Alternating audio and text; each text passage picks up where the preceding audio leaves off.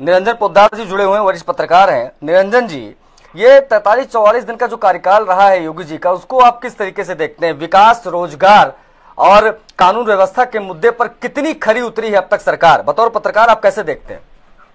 देखिए अभिषेक जी, मैं आपके सवाल का जवाब दूं उससे पहले कुछ कहना चाहता हूं। वास्तव में क्या होता है कि सरकार के अंदर 3 चीजें देखी जाती है। सर्वप्रथम पहली चीज है सामने वाले की नीयत कैसी है, उसके बाद में आती है कि उसकी काबिलियत कैसी है, और उसके बाद में आती है उसकी नीति क्या है।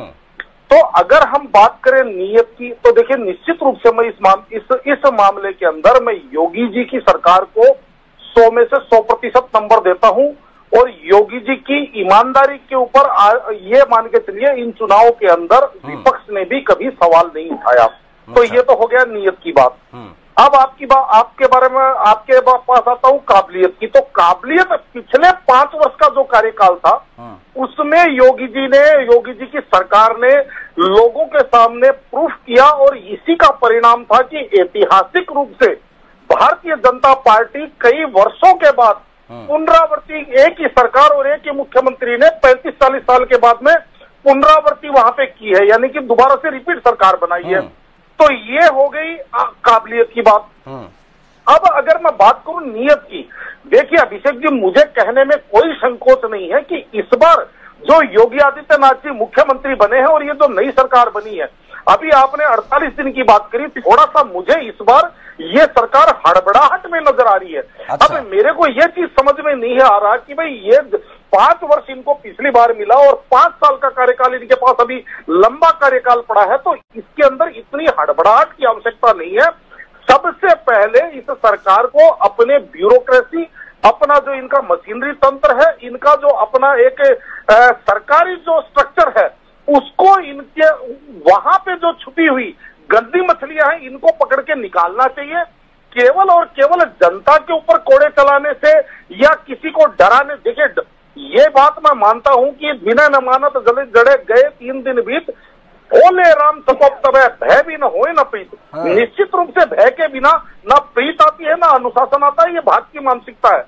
किंतु अनावश्यक डर जो है वो भी कहीं ना कहीं आप ये मान के चलिए एक दूसरी संज्ञा आती है। तो आज जिस तरीके से सरकार कार्य कर रही है, इसके अंदर अभिषेक जी मुझे थोड़ी सी आपत्ति ये है कि अब जो सरकार के जो ब्यूरोक्रेट है, जो यहाँ के जिलों के जो कप्तान है, वो सरकार के पास अपना एक नंबर बनाने के लिए येन केन प्रकरण कहीं पे भी कुछ भी करके खाली अपनी संख्या बताने में लगे हुए।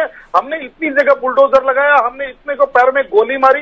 तो कदाचित ये चीज जो है इसको कहते हैं अति उत्साह। तो मेरा ये मानना है कि योगी जी की नीति भी ठीक है, उनकी नीयत भी ठीक है, उनकी काबिलियत भी ठीक है। बस ये जो आपने बात की, आपको लगता है वाकई में कि ये बेलगाम ब्यूरोक्रेसी है उत्तर प्रदेश की, जिसको बस एक तरीके से लाइसेंस मिल गया कि कहीं भी बुलडोजर चला दो, कहीं भी किसी को गोली मार दो, किसी का भी एनकाउंटर कर दो? आपको लगता नहीं अगर ऐसा है तो उस पर लगाम की जरूरत है? फिर तो हमारे देश की जो संविधान है, हमारे देश का जो कानून, इसका कोई काम ही नहीं है, हर जगह बुलडोजर घुसा दीजिए। अभिषेक जी देखिए, जरूरत पड़े तो बुलडोजर भी आवश्यक है, लेकिन जो आपने पूछा ब्यूरोक्रेसी बेलगाम है। आज मैं आपको बताऊं, उत्तर प्रदेश के अंदर जैसे ही योगी जी ने रिपीट किया, आपने चुनाव के दौरान तो देखा ही होगा, उसके बाद में जैसे ही योगी जी ने रिपीट किया है, इस ब्यूरोक्रेसी में अपने नंबर बनाने की होड़ सी लग गई है, और वो नंबर कार्य के आधार पे ना बना करके दिखावे के आधार पे चल रहे हैं कि मैं जो है कहीं ना कहीं अपनी संख्या बढ़ा करके, अब जो योगी जी को जो चीज पसंद है, बुलडोजर चलाना पसंद है, तो मैं मतलब और बिना मतलब 4 जगह और बुलडोजर चला करके समझ गया आपकी बात, समझ गया।